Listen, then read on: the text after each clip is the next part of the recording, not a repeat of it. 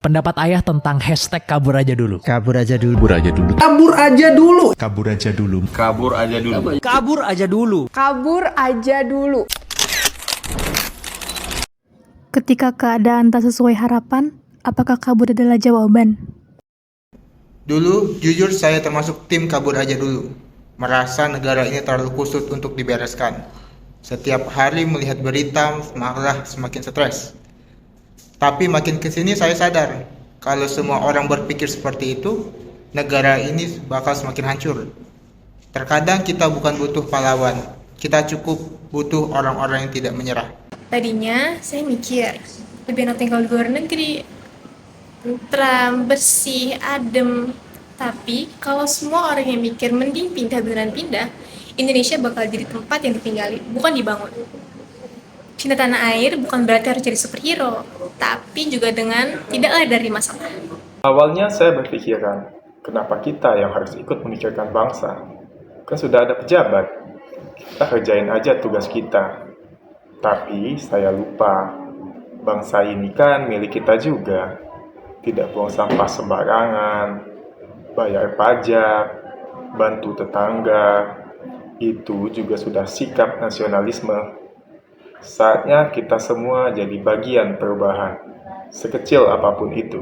Ketika ngomongin nasionalisme, buat saya nasionalisme itu soal tanggung jawab. Kita nggak harus selalu setuju sama keputusan atau kebijakan pemerintah, tapi kita nggak boleh berhenti peduli dengan negeri ini. Kabur aja dulu itu bukan solusi. Kita bisa kritik, tapi juga harus ikut memperbaiki. Bukan lari, karena kalau bukan kita, siapa lagi yang akan membangun negeri ini? Aku sih dulu sempat mikir ya, kenapa kita harus susah-susah mikirin negeri ini? Mending kita mikirin diri sendiri dulu. Tapi dari diskusi tadi aku jadi sadar ya, kalau kita tuh nggak boleh pasrah. Kita boleh marah, kita boleh kecewa, tapi kita nggak boleh mati rasa dan tidak peduli pada negara ini.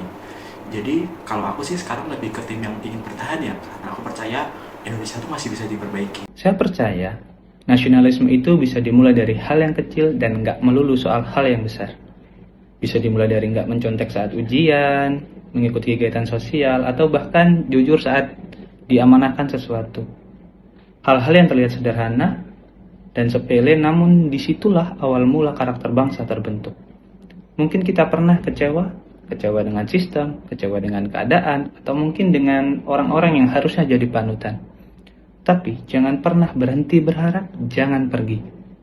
Karena perubahan dimulai dari orang-orang yang gak pergi dan terus berusaha memperbaiki sekecil apapun langkahnya. Kami dari tempat yang berbeda. Kami punya pemikiran yang berbeda. Tapi kami sepakat, kabur aja dulu bukan solusi. Kami belum menyerah.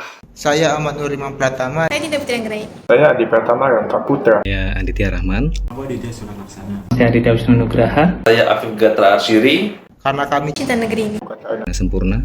Layak Diperjuangkan.